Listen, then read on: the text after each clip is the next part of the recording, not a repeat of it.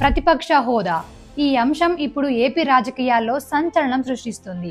రాష్ట్రంలో ప్రత్యేక హోదా గురించి ఇంతలా పోరాడలేదు, కానీ ప్రతిపక్ష హోదా గురించి అటు అధికార పార్టీలు టీడీపీ, జనసేన, ఇటు ప్రతిపక్ష పార్టీ వైసీపీ తెగ పోరాటాలు చేస్తున్నారు. ప్రతిపక్ష హోదా ఇస్తేనే అసెంబ్లీకి వస్తా అంటున్నారు జగన్మోహన్ రెడ్డి గారు. అసలు ప్రజలే ప్రతిపక్ష హోదా ఇవ్వలేదని, 175 సీట్లలో 10% కూడా రాలేదని చంద్రబాబు గారు, పవన్ కళ్యాణ్ గారు అంటున్నారు. టీడీపీ ప్రతిపక్షంలో ఉన్నప్పుడు 23 సీట్లు వచ్చాయి.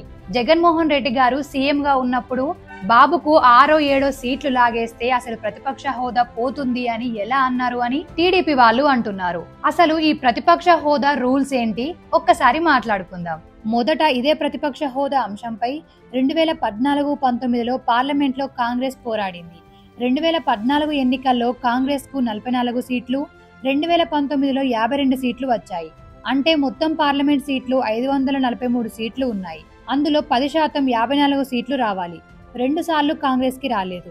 దీంతో అధికారంలో ఉన్న బీజేపీ కాంగ్రెస్ కు ప్రధాన ప్రతిపక్షం ఇవ్వలేదు. అయితే రూల్స్ లో 10% సీట్లు వస్తేనే ప్రతిపక్ష హోదా ఇవ్వాలనేది లేదు. దీంతో కాంగ్రెస్ సుప్రీంకోర్టుకు వెళ్లింది. కానీ అక్కడ కాంగ్రెస్ కు చుక్కెదురైంది.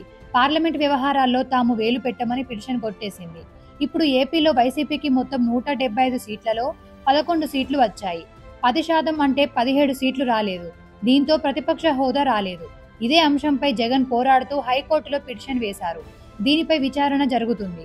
కానీ గత సుప్రీం తీర్పు బట్టి చూస్తే హైకోర్టులో ఏం జరుగుతుందో ఊహించవచ్చు. కాకపోతే రూల్స్ లో 10% సీట్లు వస్తేనే ప్రతిపక్ష హోదా ఇవ్వాలనేది లేదు. రాజ్యాంగంలోని 168 నుంచి 221 ఆర్టికల్స్ వరకు పార్లమెంట్, శాసనసభ ఇలా చట్టసభల అధికారాల గురించి చెప్పారు. కానీ దానిలో ప్రధాన ప్రతిపక్ష హోదా గురించి ఎక్కడా లేదు.